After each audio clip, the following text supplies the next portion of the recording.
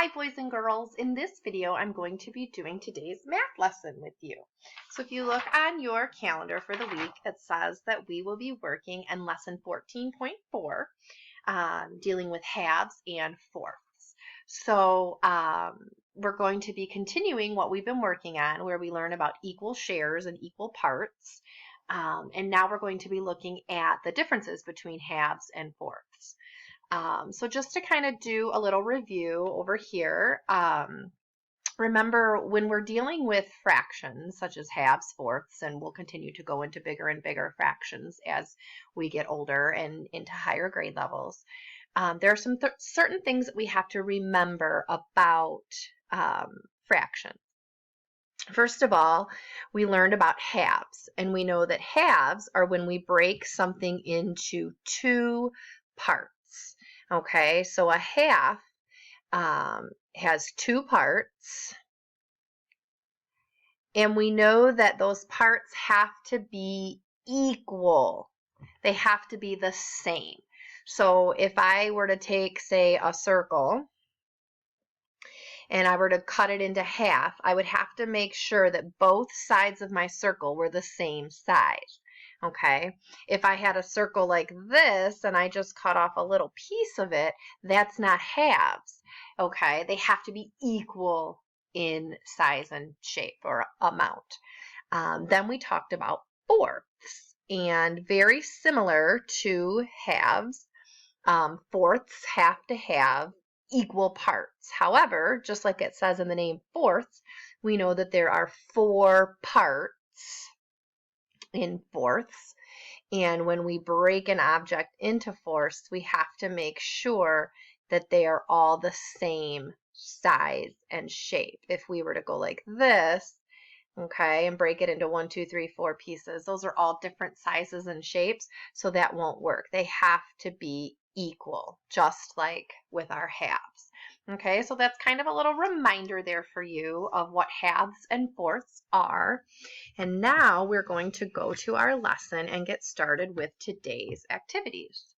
So on the top of our page here, we're beginning on page 547. So you should have your book open to that page that looks like this, 547. It says halves and fourths. 2 crackers are the same size. So just for my own mind, and you don't have to write this down, this is just something for you to look at. 2 crackers are the same size. Okay, so I'm going to draw 2 crackers, and I'm going to make them as close to the same size as I can. Remember, when I'm drawing, it's never going to be perfect, but so these are my 2 crackers. So 2 crackers are the same size. Brooke eats 1/4 of her cracker. Okay, so we'll make this Brooke's cracker. We'll put a B for Brooke. And then it says Ellie eats 1/2 of her cracker. So we'll put an E for Ellie. And then it says, who eats more? So let's compare the equal shares and decide which one is bigger. So this sentence here says Brooke eats 1/4 of her cracker. So this B for Brooke, so we'll break her cracker into fourths, and we'll color in one of those because she ate 1/4 of her cracker. So this is the size of the piece that Brooke is eating. And this next sentence says Ellie eats 1/2. Well, we know that a half breaks into 2 equal sized pieces, and then I will color in one of those halves because it said that Ellie eats 1/2. Okay, so this is the size of the piece that Ellie eats. Now it says, who eats more? Compare the equal shares. Okay, so now here's the picture of what Brooke ate and what Ellie ate, and I did the same thing here. We have Brooke's piece and Ellie's piece. Okay, so there are more equal shares in Brooke's. She has 4 pieces that are all the same size. There are less equal pieces in Ellie's because she only has 2 equal size. But Brooke eats less cracker because Ellie's pieces are bigger. So even though Brooke has more pieces, Ellie's pieces are bigger. So if they each eat one piece, Ellie gets the bigger piece. So the answer is Ellie eats more. So just to reiterate or review what I'm talking about, this is 1/4, which is smaller than 1/2. So Brooke ate less, Ellie ate more. So let's go down now to where it says practice on our workbook page here. It says color one share in each picture. Circle the one with the larger shares. So for each of these, 1, 2, 3, and 4, you're going to do just what I did here. You'll color one share or one piece of each shape and then figure out which piece is the biggest. So looking here, if you were to color one of the squares and one piece from this square, these ones are bigger. So even though there are less, there's bigger pieces because you're not having to share it with as many people. Okay, think about it like if you had a cookie and you're sitting at the lunch table and the friend across from you says, oh, can I have a piece? And you say, sure, and you break it in half. Now you each have half a cookie. But if two more friends said that they wanted a piece too, and then you and your friend break them, now you have a smaller piece. So the more pieces you break it into, the smaller the pieces are going to be. Okay, so go ahead and finish 2 and then go down to 3 and 4 and just fill in one section, one piece in each of the shapes, and then circle the one that has the bigger pieces. And when you are finished doing that, we'll move on to the next page. So go ahead and pause the video, do 1, 2, 3, and 4. 1 is done as an example, so you just have to trace, and then unpause, and we'll move on to the next ones. All right, boys and girls, so on this practice part, we're at the top of the next page now.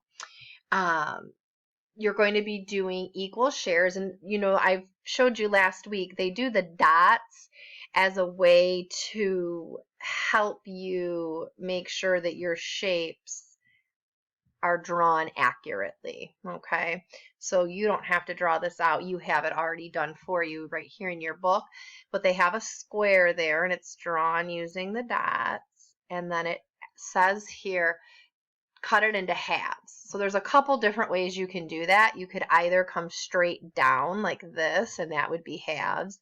You could go straight across like this, and that would be halves. You could also come diagonally either way, and that would be halves. So you decide how you want to do it. I'm going to go corner to corner because I like the points. So you'll just connect corner to corner. There's your halves, and then you'll color one piece of it. So I'll color this piece, and you can go ahead and do that now. And remember, you can cut it in half any way you want as long as they're the same size.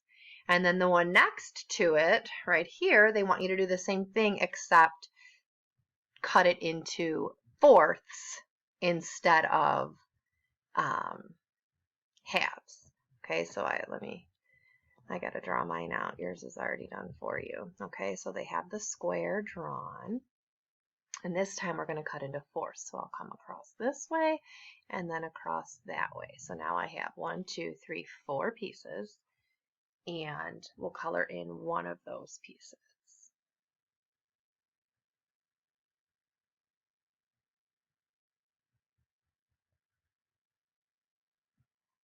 All right. Oh, I guess I should keep it on the screen where you can see it, huh? That might be helpful. Okay, so I've got my halves and my fourths. And then which one is bigger? Well, in this case, it would be the halves, right? All right, let's move on now to number 7. Number 7 says, B folds a paper in half. She will color one share blue and one share red. So here they're showing the paper colored half and half. Okay, you can trace that line if it helps you to see the halves. And it says she folds another paper into fourths, so in half and then half again. And she colors one yellow, one green, one purple, and one orange. Will B color more paper orange or blue? So she's coloring, and you can do this if it helps you visualize it here. She's going to color this one blue, and this one red. So let's do that very quickly. All right, I've got my paper here and I'm going to color this one blue. And you can be doing this at home too. So just like if we were in the classroom and I was doing it up on this screen and you would be doing it at your desk, except now I'm doing it up on the screen and you're doing it at home. So 1/2 blue and 1/2 red. So remember halves, there's 2 pieces, equal in size. Okay, then it says she folds this one into fourths and she colors yellow, orange, green, and purple. Okay, so I need to get my yellow, which I hope the yellow will show up on the screen for you guys. If not, make sure at home you're coloring yellow or yellowish. Okay, yellow, orange,